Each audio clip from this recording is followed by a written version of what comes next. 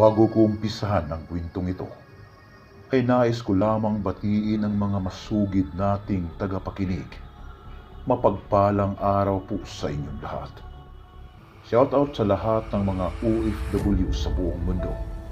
At shoutout din kay Guy Sumodyo, Emilyn Binoleraw, Chris Alcantara, Emiliano Raffos, Real Mix Vlog, Bob Anju, Kat Borglar, Jimmy Sumalinog, John Cabantac, Imelda Pasqua, Jose Pacificador, Yumi Tatum, Erlinda Samson, Jiri Montañez, Ronel Raimondo, at Lourdes Di Jesus. At bago ko makalimutan, shoutout din kay Ma'am Fee Diaz. Marami pong salamat sa inyong suporta. Umpisahan na natin ang ika-4 na tagpo ng ating kwento. Ang akala ninyo, pinalampas ko na ang aking pagkatalo. Pues nagkakamali kayo. Ibigay mo sa akin ang pulang manok mo, Pedreng. Pati na ang lahat ng pira na inyong napanalunan. Wika ni Gaspar kay Mang Dadoy at Pedreng. Gahaman ka talaga, Gaspar. Huwag kang mag-alala. Ibibigay ko sa iyo ang hinihingi mo. Umatras ka kahit konti, Pedreng. Akin na ang manok mo, pati na ang pera. Wika ni Mang Dadoy kay Pedreng. Laking gulat naman ni Pedreng nang makitang pinalibutan sila ng 4 na mga kalalakihan. Nang maibigay na ni Pedreng ang manok at pira kay Mang Dadoy, ay kaagad itong tinawag si Gaspar. Halika na dito, Gaspar. Kunin mo ang manok at pira sa aking mga kamay. Nakangising lumapit si Gaspar kay Mang Dadoy. At akma na sanang kunin ni Gaspar ang pira at manok sa kamay ni Mang Dadoy. Subalit isang suntok ang tumama sa mukha ni Gaspar at sinundan pa ito ng isang malakas na sipa sa kanyang sikmura. Napasubsob sa lupa itong si Gaspar. Biglang lumapit ang 4 na mga kasamahan nito. Subalit napaatras ang 4 nang biglang hampasin ng mga ito sa tungkod ni Mang Dadoy. Mga kasama, magaling sa arnes ang matandang iyon. Halina kayo, mapahamak tayo sa matandang iyan. Wika ng isang lalaki. Napasunod na lamang si Gaspar sa pagtakbo, kasama ang kanyang mga tauhan. Akala ninyong mga bobo kayo. Eksperto ito sa arnes. All right lang ang masasabi ko sa inyo, mga hinayupa kayo. Tayo na, Pedreng, at umuwi na. Wika ni Mang Dadoy kay Pedreng. Kinabukasan ay may pumunta sa kubo ni Mang Dadoy na walang iba kundi si Binje. Gusto kong makausap si Pedreng, Mang Dadoy. Sana mapatawad niya ako sa ginawa kong pagnakaw sa kanyang mutya. Pagmamakaawang wika ni Binje kay Mang Dadoy. Nang biglang may nagsalita sa likuran ng dalawa. At ito ang sinabi. Hindi problema ang pagpapatawad. Ang problema dito ay ang pagtitiwala. Magkaibigan kayo ng aking ama, Binje. Pero nagawa mo ito sa akin. Ngunit alang-alang sa pagkakaibigan ninyo ni Tatay Kanor, ay patatawarin kita. Hindi makapaniwala itong si Binje sa kanyang narinig, lalo na si Mang Dadoy. Kahanga-hanga ang batang ito. Maayos ang pagpapalaki ng kanyang mga magulang. Wika ni Mang Dadoy sa kanyang sarili. Ang gusto ko po lamang, Binje, ay hindi mo na ito uulitin. Hindi ko pa alam kung maibabalik ko ang tiwala sa'yo. Wika ni Pedreng kay Binje. Kinabukasan ay maaga itong nagising at pinuntahan niya kaagad ang alaga niyang pulang tandang. Subalit ito'y nagulat sa kanyang nakita. Nawala sa kanyang pinaglagyan ang kanyang alaga. Nagmadaling umakyat ng bahay itong si Pedring para ibalita kay Mang Dadoy ang kanyang nakita. Mang Dadoy, nawala ang ating manok. Sabi ko na nga ba, hindi mapagkakatiwalaan ang Binji na yon. Tara na, Pedring. Hanapin natin ang traidor na Binji na yan. Tugo naman ni Mang Dadoy kay Pedring. At nang makarating ang dalawa sa bahay ni Binji, ay kaagad nila itong nakita. Hayop ka, Binji. Sinamantala mo ang kabaitan ni Pedring. Pinatawad ka na nga. Nagawa mo pang nakawin ang kanyang manok. Napakawala mong puso. Ibalik mo sa amin ang manok ni Pedring. Kapag hindi, may mangyayaring masama sa'yo.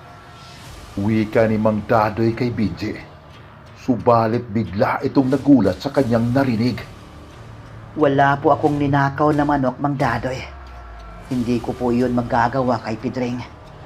Minsan na akong nagkamali at hindi ko na iyon uulitin.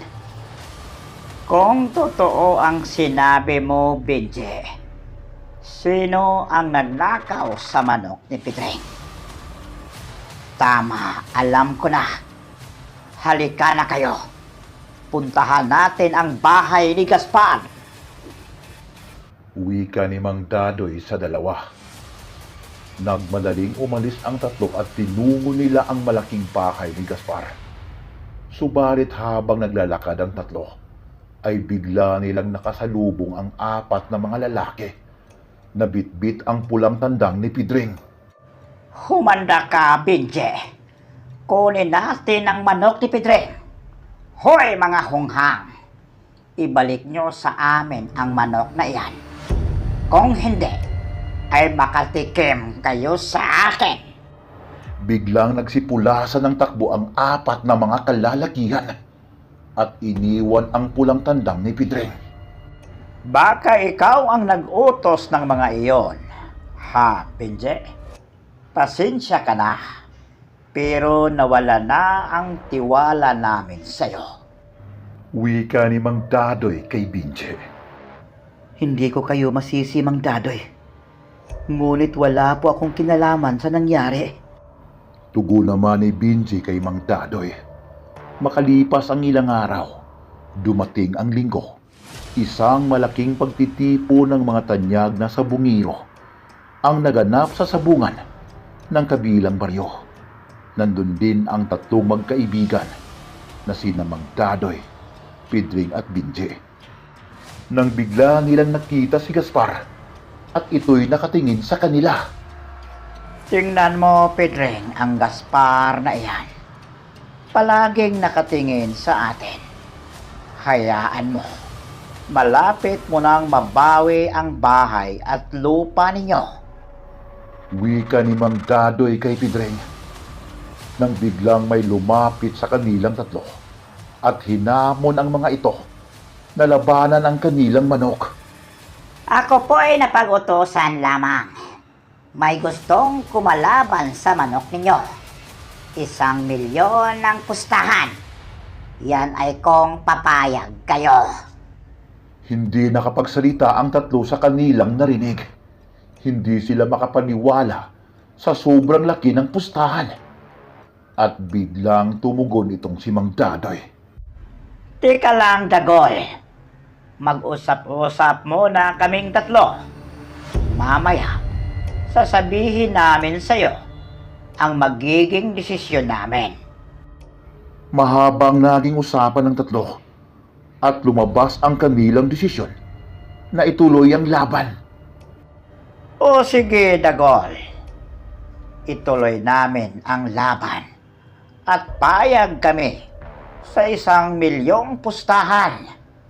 Ipupusta ko na ang lahat, pati na ang mga alagang daga sa aming bahay.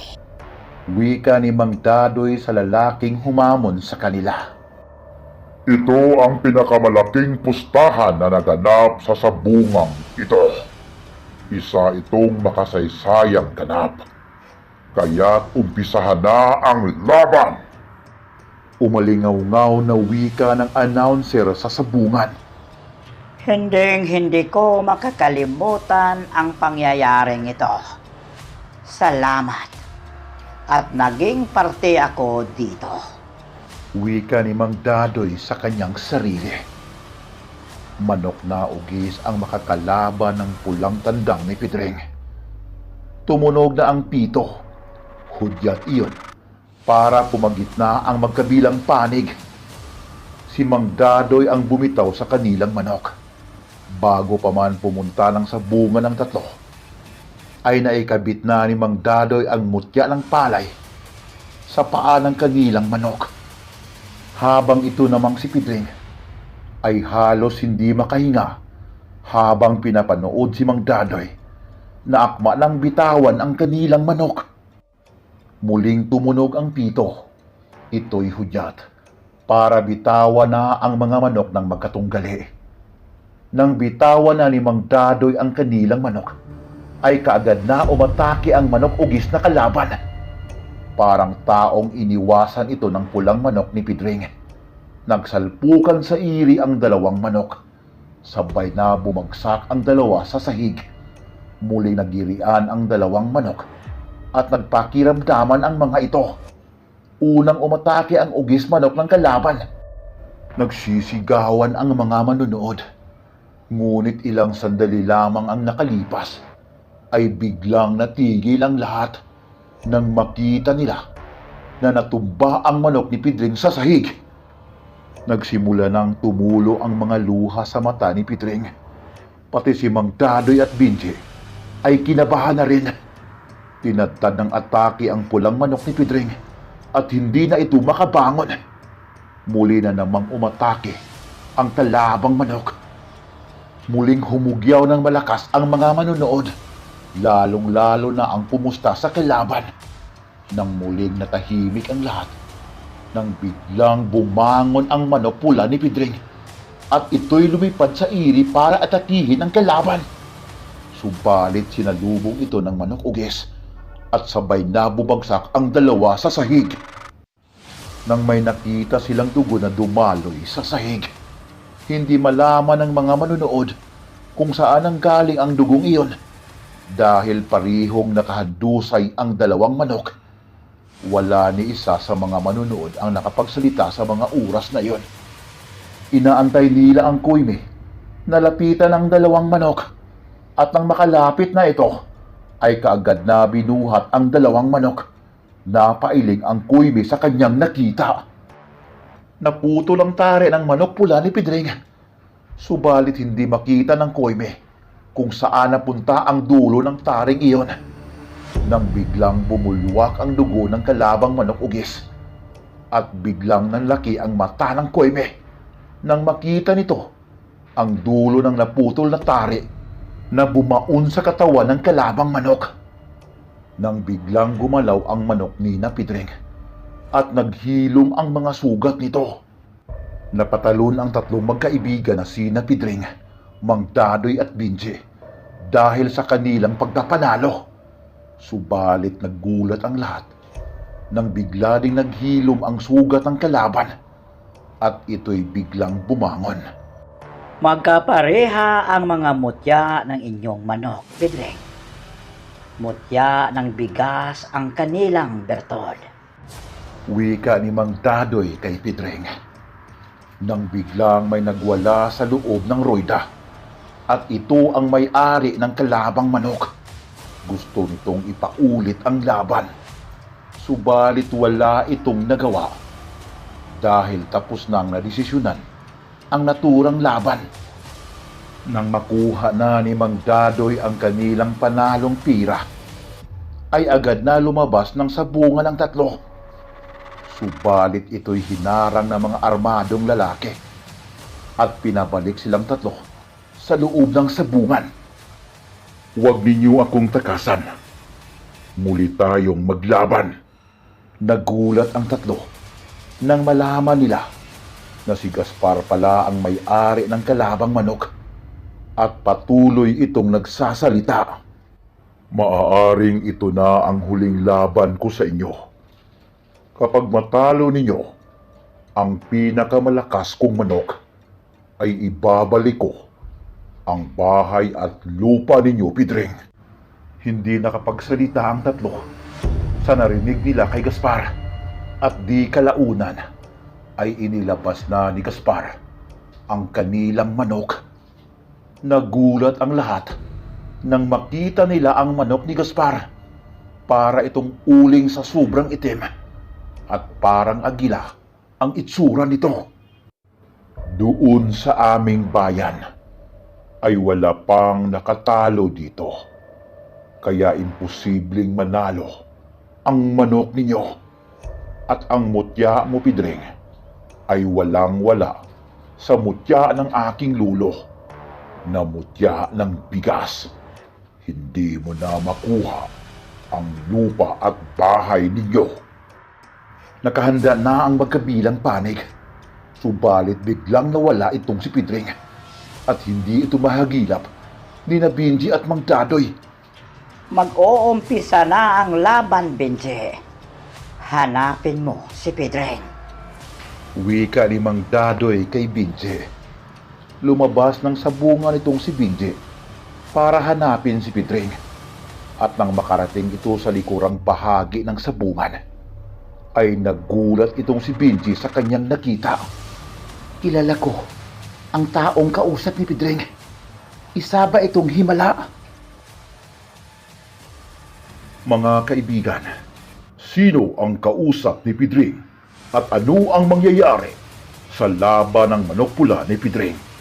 Ang kasagutan sa katanungang iyon ay matutunghayan sa huling bahagi ng ating kwento. Pakishare po lamang sa bidyong ito, mga kaibigan. At ito po ang inyong lingkod na magsasabing hanggang sa muli at paalam.